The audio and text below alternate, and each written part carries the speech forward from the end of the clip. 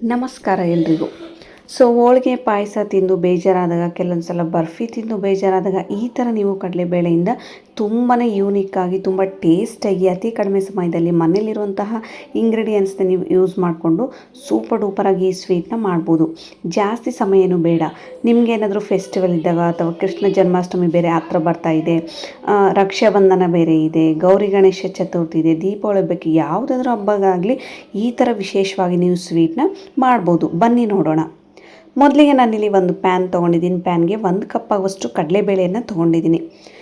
ವಿಶೇಷವಾಗಿ ಈ ನಮ್ಮ ಭಾರತೀಯದ ಸೈಡಲ್ಲಿ ಅಡುಗೆ ಮನೆಯಲ್ಲಿ ಜಾಸ್ತಿ ಬಳಸುವಂಥ ಈ ಚೆನ್ನ ದಾಲ್ ಇದರಿಂದ ನಾನಾ ಥರದ ರೆಸಿಪಿಗಳನ್ನು ಮಾಡ್ತಾರೆ. ವಿಶೇಷವಾಗಿ ಸ್ವೀಟ್ ಮಾಡೋದ್ರಿಂದ ಇದು ತುಂಬಾ ಟೇಸ್ಟಿಯಾಗಿರುತ್ತೆ. ಆ ಕಾರಣಕ್ಕಾಗಿ ನಾನು ಇವತ್ತು ನಿಮಗೆ ಕಡಲೆಬೇಳೆಯಿಂದ ಈ ಥರನೂ ಸ್ವೀಟ್ ಮಾಡ್ಬೋದು ಅಂತ ನಾನು ನಿಮಗೆ ತೋರಿಸ್ಕೊಡ್ತಾ ಹೋಗ್ತಾ ಇದ್ದೀನಿ. 1 ಕಪ್ ಆಗುವಷ್ಟು ಕಡಲೆಬೇಳೆ ಹಾಗೂ 1/4 ಕಪ್ ಆಗುವಷ್ಟು ಅವಲಕ್ಕಿಯನ್ನು ತೊಗೊಂಡಿದ್ದೀನಿ. ಅವಲಕ್ಕಿನ ಬೇಡ ಅನ್ನೋರು ಕಂಪ್ಲೀಟಾಗಿ ಸ್ಕಿಪ್ ಮಾಡ್ಬೋದು. ಬಟ್ ಅವಲಕ್ಕಿಯನ್ನು ಹಾಕೋದ್ರಿಂದ ಈ ಸ್ವೀಟ್ ತುಂಬ ಸಾಫ್ಟಾಗಿ ಬರುತ್ತೆ. ಆ ಕಾರಣಕ್ಕಾಗಿ ನಾನು ಅವಲಕ್ಕಿಯನ್ನು ಹಾಕ್ಕೊಳ್ತಾ ಇದ್ದೀನಿ. ಕಡಲೆಬೇಳೆಯಲ್ಲಿ ನಾರಿನಂಶ ಜಾಸ್ತಿ ಇರೋದ್ರಿಂದ ಈ ಸ್ವೀಟ್ ಮಾಡಿ ತಿಂದಾಗ ಹೊಟ್ಟೆ ತುಂಬಿದ ಅನುಭವ ಆಗುತ್ತೆ.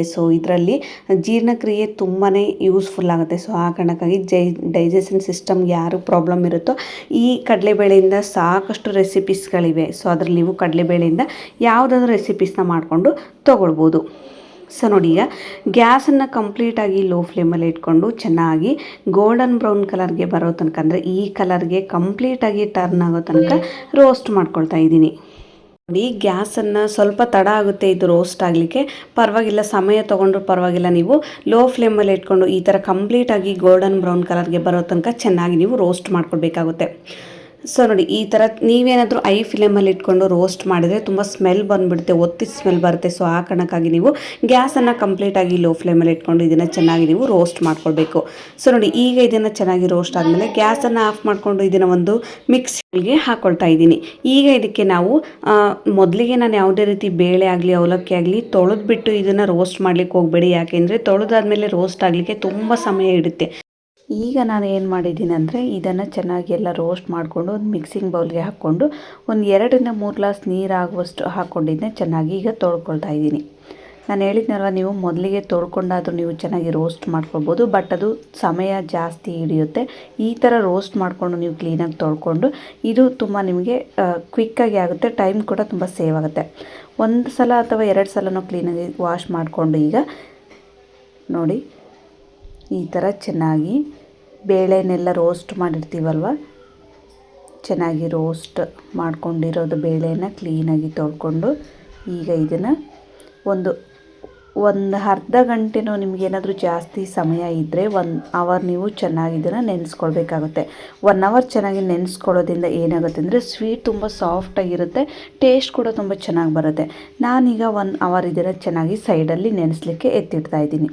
ಇದು ನೆನೆಯೋ ಅಷ್ಟರಲ್ಲಿ ನೆಕ್ಸ್ಟ್ ಸ್ಟೆಫನ್ನು ಕೂಡ ನಾವು ರೆಡಿ ಮಾಡ್ಕೊಳ್ಳೋಣ. ಒಂದು ಕಡಾಯಿಗೆ ನಾನೀಗ ಗ್ಯಾಸನ್ನು ಕಂಪ್ಲೀಟಾಗಿ ಲೋ ಫ್ಲೇಮಲ್ಲೇ ಇಟ್ಕೊಂಡಿದ್ದೀನಿ. ಇದಕ್ಕೆ 2 ಟೇಬಲ್ ಸ್ಪೂನ್ ಆಗೋಷ್ಟು ತುಪ್ಪವನ್ನು ಹಾಕ್ಕೊಂಡಿದ್ದೀನಿ.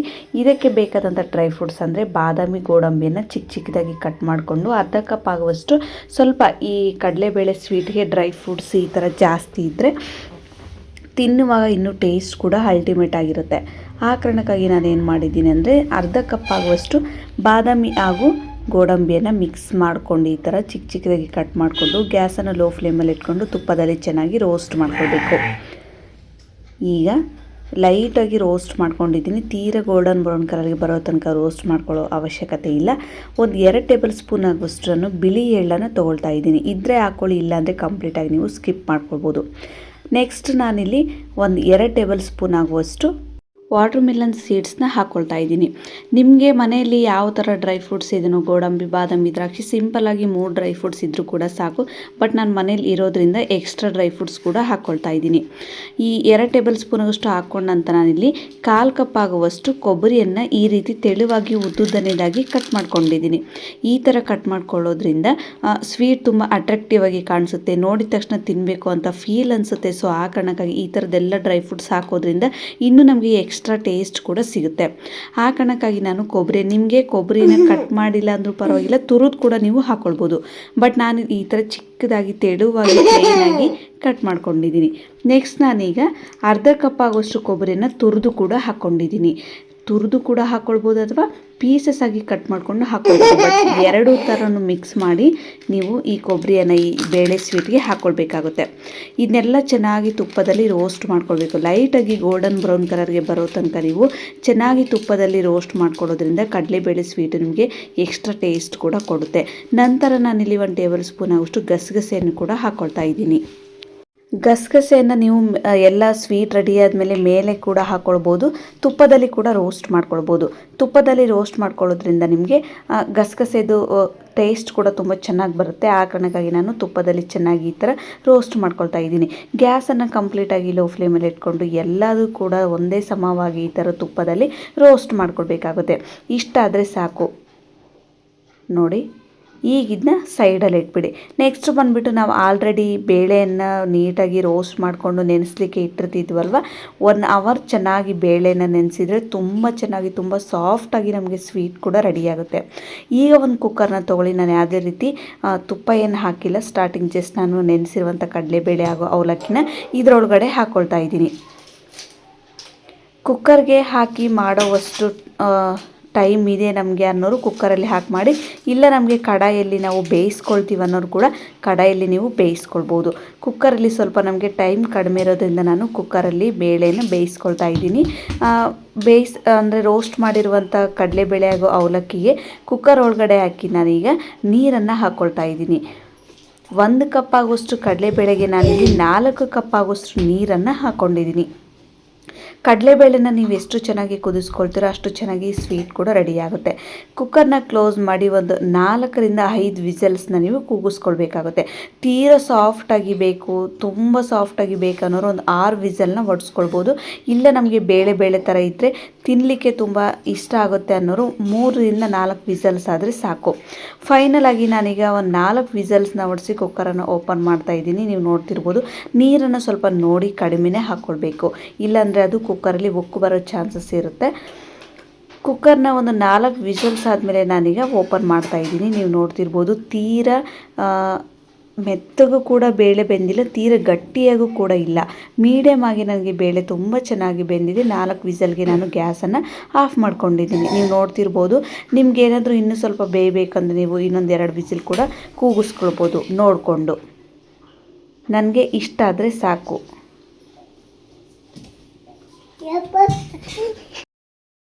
ಈಗ ಇದನ್ನ ಸೈಡಲ್ಲಿಡಿ. ನೆಕ್ಸ್ಟ್ ಒಂದು ಕಡಾಯಿಗೆ ಒಂದು 2 ರಿಂದ 3 ಟೇಬಲ್ ಸ್ಪೂನ್ ಆಗುವಷ್ಟು ತುಪ್ಪವನ್ನು ಹಾಕ್ಕೊಂಡು, ನಾನೀಗ ಯಾವ ಕಪ್ ಅಳತೆಯಿಂದ ಕಡಲೆಬೇಳೆಯನ್ನು ತೊಗೊಂಡಿದ್ದೀನೋ ಅದೇ ಕಪ್ ಅಳತೆಯಿಂದ 1 ಕಪ್ ಆಗುವಷ್ಟು ಬೆಲ್ಲವನ್ನು ತೊಗೊಳ್ತಾ ಇದ್ದೀನಿ. ಸ್ನೇಹಿತರೆ, ಯಾವುದೇ ಕಾರಣಕ್ಕೂ ನೀವು ಕುಕ್ಕರಲ್ಲಿ ಬೇಳೆನ ಹಾಕುವಾಗ ಬೇಳೆ ಜೊತೆ ಬೆಲ್ಲನೂ ಎಲ್ಲ ಚೆನ್ನಾಗಿ ಸ್ವೀಟ್ ಆಗುತ್ತೆ ಅಂತೇಳಿ ಖಂಡಿತವಾಗ್ಲೂ ಹಾಕಬೇಡಿ. ಬೇಳೆ ಯಾವುದೇ ಕಾರಣಕ್ಕೂ ಬೇಯೋದಿಲ್ಲ. ಆ ಕಾರಣಕ್ಕಾಗಿ ನಾನು ಏನು ಮಾಡಿದ್ದೀನಿ ಅಂದರೆ, ಸಪ್ರೇಟಾಗಿ ಬೇಳೆ ಎಲ್ಲ ಚೆನ್ನಾಗಿ ಬೇಯಿಸ್ಕೊಂಡಾದ್ಮೇಲೆ ನಾನೀಗ ಬೆಲ್ಲವನ್ನು ಕರಗಿಸ್ಕೊಂಡು ಸ್ವೀಟ್ನ ರೆಡಿ ಮಾಡ್ಕೊಳ್ತಾ ಇದ್ದೀನಿ. ನೀವು ಕೂಡ ಇದೇ ಪ್ರೊಸೆಸ್ನ ಫಾಲೋ ಮಾಡಬೇಕು. ಯಾವುದೇ ಸ್ವೀಟ್ನ ಮಾಡುವಾಗಲಿ ಬೇಳೆ ಜೊತೆ ಯಾವತ್ತೂ ನೀವು ಬೆಲ್ಲವನ್ನು ಮಿಕ್ಸ್ ಮಾಡಿ ಸ್ವೀಟ್ನ ಮಾಡ್ಲಿಕ್ಕೆ ಹೋಗ್ಬಿಡಿ, ಖಂಡಿತವಾಗ್ಲೂ ಬೇಳೆ ಬೇಯೋದಿಲ್ಲ. ನೋಡಿ, ಬೆಲ್ಲ ಎಲ್ಲ ಚೆನ್ನಾಗಿ ಒಂದು 2 ನಿಮಿಷ ತುಪ್ಪದಲ್ಲಿ ಚೆನ್ನಾಗಿ ಫ್ರೈ ಮಾಡಿಕೊಂಡು, ನಂತರ ನಾನೇನು ಬೇಯಿಸಿರ್ತೀನಲ್ವ ಬೇಳೆ ಹಾಗೂ ಅವಲಕ್ಕಿ, ಅದ್ರ ಜೊತೆ ಸ್ವಲ್ಪ ನೀರಿರುತ್ತೆ, ಅದು ನೀರು ಕೂಡ ಮಿಕ್ಸ್ ಮಾಡ್ಕೊಂಡಿದ್ದೀನಿ. ಯಾಕೆಂದರೆ ಬೆಲ್ಲ ಎಲ್ಲ ಚೆನ್ನಾಗಿ ಕರಗಬೇಕಲ್ವ, ಸ್ವಲ್ಪ ನೀರು ಬೇಕಲ್ವ. ಸೊ ಆ ಕಾರಣಕ್ಕಾಗಿ ನಾನೀಗ ಚೆನ್ನಾಗಿ ಕಡಲೆಬೇಳೆ ಅವಲಕ್ಕಿ ಜೊತೆ ಇರುವಂಥ ನೀರನ್ನೇ ಡೈರೆಕ್ಟಾಗಿ ಬೆಲ್ಲದಲ್ಲಿ ಹಾಕ್ಕೊಂಡಿದ್ದೀನಿ. ಗ್ಯಾಸನ್ನು ಮೀಡಿಯಮ್ ಟು ಹೈ ಫ್ಲೇಮಲ್ಲಿ ಇಟ್ಕೊಂಡು ಒಂದು ಸಲ ಈ ಥರ ಚೆನ್ನಾಗಿ ಮಿಕ್ಸ್ ಮಾಡ್ಕೊಳ್ಬೇಕು. ಮಿಕ್ಸ್ ಮಾಡ್ತಾ ಬೆಲ್ಲ ಕೂಡ ನಿಧಾನವಾಗಿ ಕರಗ್ತಾ ಬರುತ್ತೆ. ಗ್ಯಾಸನ್ನು ಹೈ ಫ್ಲೇಮಲ್ಲಿ ಇಟ್ಕೊಳ್ಳಿ. ಚೆನ್ನಾಗಿ ಬೆಲ್ಲೆಲ್ಲ ಕರಗಿದ ತಕ್ಷಣ ನಾವೇನು ಬೇಳೆ ಜೊತೆ ನೀರನ್ನು ಹಾಕಿರ್ತೀವಲ್ವ, ಅದು ಚೆನ್ನಾಗಿ ಬೇಳೆ ಜೊತೆ ಕುದಿಯುತ್ತೆ. ಗ್ಯಾಸನ್ನು ಹೈ ಫ್ಲೇಮಲ್ಲಿ ಇಟ್ಕೊಂಡು ಲಿಡ್ ಕ್ಲೋಸ್ ಮಾಡಿ. ಲಿಡ್ ಕ್ಲೋಸ್ ಮಾಡೋದ್ರಿಂದ ನಮಗೆ ಬೇಗ ಚೆನ್ನಾಗಿ ಬೆಲ್ಲದ ಜೊತೆ ನೀರೇನು ಹಾಕಿರ್ತೀವಲ್ವ ಅದು ಚೆನ್ನಾಗಿ ಹೀರ್ಕೊಳ್ಳುತ್ತೆ. ಆಗಾಗ ಮಧ್ಯೆ ಮಧ್ಯೆ ನೀವು ಸ್ವಲ್ಪನೇ ಈ ಥರ ಮಿಕ್ಸ್ ಮಾಡಬೇಕು. ಕೆಳಗಡೆ ತಳ ಕೂಡ ಹಿಡಿಯೋದಿಲ್ಲ. ಎಲ್ಲ ಬೇಳೆ ಜೊತೆಗೂ ಬೆಲ್ಲ ಕೂಡ ತುಂಬ ಚೆನ್ನಾಗಿ ಮೆಲ್ಟ್ ಆಗುತ್ತೆ. ನೋಡಿ, ನಿಮಗೆ ಈ ಥರ ನಮಗೆ ಸ್ವೀಟ್ ನೀರು ಥರ ಇರಲಿ ಅನ್ನೋರು ಇಲ್ಲಿಗೆ ಸ್ಟಾಪ್ ಮಾಡಿಕೊಂಡು ಡ್ರೈ ರೋಸ್ಟ್ ಮಾಡಿರುವಂತಹ ಡ್ರೈ ಫ್ರೂಟ್ಸ್ನೆಲ್ಲ ಹಾಕ್ಕೊಳ್ಬೋದು. ಇಲ್ಲ ನಮಗೆ ಸ್ವಲ್ಪ ಗಟ್ಟಿಯಾಗಿರಬೇಕು ಅನ್ನೋರು ಇನ್ನೂ ಸ್ವಲ್ಪ ನೀರೆಲ್ಲ ಚೆನ್ನಾಗಿ ಕುದಿಯೋ ತನಕ ವೆಯ್ಟ್ ಮಾಡಿಕೊಂಡು, ನೀರೆಲ್ಲ ಚೆನ್ನಾಗಿ ಕುದ್ಮೇಲೆ ನೀವು ನೆಕ್ಸ್ಟ್ ಪ್ರೊಸೆಸ್ನ ಕಂಟಿನ್ಯೂ ಮಾಡಬೇಕಾಗುತ್ತೆ. ನೀವು ನೋಡ್ತಿರ್ಬೋದು, ಮೊದಲಿನ ಥರ ನೀರು ಕೂಡ ಇಲ್ಲ, ತುಂಬ ಚೆನ್ನಾಗಿ ಜೆಲ್ ಥರ ಈಗ ರೆಡಿಯಾಗಿದೆ. ಇಲ್ಲಿ ತನಕ ನೀವು ಚೆನ್ನಾಗಿ ಕುದಿಸ್ಕೊಂಡ್ರೆ ನಿಮಗೆ ಸ್ವೀಟ್ ಮಾತ್ರ ತುಂಬ ಯೂನಿಕ್ ಆಗಿ ರೆಡಿಯಾಗುತ್ತೆ. ನೀವು ನೋಡ್ತಿರ್ಬೋದು, ಜೇನುತುಪ್ಪ ಥರ ಸ್ವೀಟ್ ಕೂಡ ರೆಡಿಯಾಗಿದೆ. ಇಷ್ಟ ಇಷ್ಟಾದರೆ ಸಾಕು, ಮತ್ತು ತೀರಾ ಜಾಸ್ತಿ ಕುದಿಸ್ಲಿಕ್ಕೆ ಹೋಗಬೇಡಿ. ಈಗ ಗ್ಯಾಸನ್ನು ಸ್ವಲ್ಪ ಲೋ ಫ್ಲೇಮ್ ಮಾಡ್ಕೊಂಬಿಡಿ. ನಾವು ಆಗಲೇನು ಡ್ರೈ ರೋಸ್ಟ್ ಮಾಡ್ತೀವಲ್ವ ಕೊಬ್ಬರಿ ಹಾಗೂ ಡ್ರೈ ಫ್ರೂಟ್ಸ್ನ, ಈಗ ಇದಕ್ಕೆ ಚೆನ್ನಾಗಿ ಮಿಕ್ಸ್ ಮಾಡ್ತಾ ಬನ್ನಿ. ಖಂಡಿತವಾಗ್ಲೂ ಸ್ನೇಹಿತರೆ, ಕೆಲವೊಬ್ಬರಿಗೆ ಈ ಕಡಲೆಬೇಳೆಯಿಂದಾಗಲಿ ತೊಗರಿಬೇಳೆಯಿಂದಾಗಲಿ ಹೋಳಿಗೆ ಪಾಯಸ ಸ್ವೀಟಿಂದ ಬೇಜಾರಾದಾಗ ಈ ಥರ ನೀವು ಸ್ವೀಟ್ನ ಮಾಡಿದರೆ ಖಂಡಿತವಾಗ್ಲೂ ಮನೆಯವ್ರು ಎಲ್ಲರೂ ಕೂಡ ತುಂಬ ಇಷ್ಟಪಟ್ಟು ತಿಂತಾರೆ. ಇನ್ನೇನು ಹಬ್ಬಗಳು ಬೇರೆ ಹತ್ರ ಬರ್ತಾಯಿದೆ, ಜನ್ಮಾಷ್ಟಮಿ, ರಕ್ಷಾಬಂಧನ, ಗಣೇಶ ಚತುರ್ಥಿ, ಈ ಥರ ಫೆಸ್ಟಿವಲ್ಗೆ ನೀವು ತುಂಬ ಚೆನ್ನಾಗಿರುತ್ತೆ. ಮನೇಲಿ ಯಾರಾದರೂ ಗೆಸ್ಟ್ಗಳು ಬಂದಾಗ ಈ ಥರ ಸ್ವೀಟ್ ಕೂಡ ನೀವು ಮಾಡಿ ಕೊಡ್ಬೋದು. ತುಂಬಾ ಟೇಸ್ಟಾಗಿ ಕಡಿಮೆ ಸಮಯದಲ್ಲಿ ಮನೆಯಲ್ಲಿರುವಂಥ ಐಟಮ್ಸ್ನ ಯೂಸ್ ಮಾಡಿಕೊಂಡು ಈ ಸ್ವೀಟ್ನ ನೀವು ಮಾಡ್ಬೋದು. ಇದೆಲ್ಲ ಒಂದು ಸಲ ಚೆನ್ನಾಗಿ ಮಿಕ್ಸ್ ಮಾಡ್ಕೊಂಡಾದ್ಮೇಲೆ 1 ಟೇಬಲ್ ಸ್ಪೂನ್ ಆಗುವಷ್ಟು ತುಪ್ಪವನ್ನು ಹಾಕ್ಕೊಂಡು ಗ್ಯಾಸನ್ನು ಆಫ್ ಮಾಡಿಕೊಂಡ್ರೆ ಸಾಕು. ತುಂಬಾ ಟೇಸ್ಟಾಗಿ ತುಂಬ ಕಡಿಮೆ ಸಮಯದಲ್ಲಿ ಈ ಸ್ವೀಟ್ನ ನೀವು ರೆಡಿ ಮಾಡ್ಬೋದು. ನೋಡಿ, ಫೈನಲ್ ಆಗಿ ನಾನೀಗ ತೋರಿಸ್ತಾ ಇದ್ದೀನಿ ನಿಮಗೆ. ಇಷ್ಟಾದರೆ ಸಾಕು. ಕೆಲವ್ರಿಗೆ ಈ ಸ್ವೀಟ್ಗಳಲ್ಲಿ ಹಾಲು ಹಾಕ್ಕೊಂಡು ತಿನ್ನಲಿಕ್ಕೂ ಕೂಡ ಇಷ್ಟಪಡ್ತಾರೆ. ಅಂಥವರು ಒಂದು ಬೌಲ್ಗೆ ಹಾಕ್ಕೊಂಡು ನೀವು ಹಾಲು ಕೂಡ ಹಾಕ್ಕೊಂಡು ತಿನ್ಬೋದು. ಡೈರೆಕ್ಟಾಗಿ ಪಾತ್ರೆಗೆ ಹಾಲು ಹಾಕೋದ್ರಿಂದ ಸ್ವೀಟ್ ಬೇಗ ಕೆಟ್ಟೋಗಿಬಿಡುತ್ತೆ. ಇದನ್ನು ನೀವು ಒಂದು 2 ಇಂದ 3 ಡೇಸ್ವರೆಗೂ ಫ್ರೀಝರಲ್ಲಿ ಫ್ರಿಜ್ಜಲ್ಲಿ ಇಟ್ಕೊಂಡು ಕೂಡ ನೀವು ತಿನ್ಬೋದು. ಯಾವುದೇ ರೀತಿ ಸ್ವೀಟ್ ಕೂಡ ಬೇಗ ಕೆಡೋದಿಲ್ಲ. ನಾವು ಬೆಲ್ಲವನ್ನು ಹಾಕಿ ಮಾಡಿರ್ತೀವಲ್ವ, ಆ ಕಾರಣಕ್ಕಾಗಿ ಸ್ವೀಟ್ ತುಂಬ ಚೆನ್ನಾಗಿರುತ್ತೆ. ನಾನೀಗ ಒಂದು ಪ್ಲೇಟ್ಗೆ ಹಾಕಿ ಕೂಡ ನಿಮಗೆ ತೋರಿಸ್ತಾ ಇದ್ದೀನಿ. ನೀವೇನಾದರೂ ಇನ್ನೂ ನನ್ನ ಚಾನಲ್ಗೆ ಸಬ್ಸ್ಕ್ರೈಬ್ ಮಾಡಿಲ್ಲ ಅಂದರೆ ಲೈಕ್ ಮಾಡಿ, ಶೇರ್ ಮಾಡಿ ಹಾಗೂ ಸಬ್ಸ್ಕ್ರೈಬ್ ಮಾಡೋದನ್ನು ಮಾತ್ರ ಮರಿಬೇಡಿ. ಈ ಸ್ವೀಟ್ನ ನೀವು ಟ್ರೈ ಮಾಡಿದರೆ ಖಂಡಿತವಾಗ್ಲೂ ನನಗೆ ಕಾಮೆಂಟ್ ಮೂಲಕ ಫೀಡ್ಬ್ಯಾಕ್ನ ತಿಳಿಸೋದನ್ನು ಮಾತ್ರ ಮರಿಬೇಡಿ. ಫೈನಲ್ ಆಗಿ ನಾನು ಕಡಲೆಬೇಳೆಯಿಂದ ಈ ಥರ ಸ್ವೀಟ್ ಮಾಡಿದ್ದೆ. ನಿಮಗೂ ಇಷ್ಟ ಆಗಿದ್ದರೆ ನೀವು ಕೂಡ ಒಂದ್ಸಲ ಟ್ರೈ ಮಾಡಿ. ಸಿಗೋಣ ಮತ್ತೆ ಮುಂದಿನ ವಿಡಿಯೋದಲ್ಲಿ. ಧನ್ಯವಾದಗಳು ಸ್ನೇಹಿತರೆ.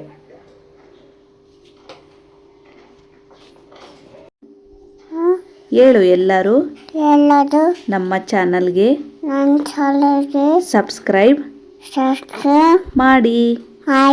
ಧನ್ಯವಾದಗಳು.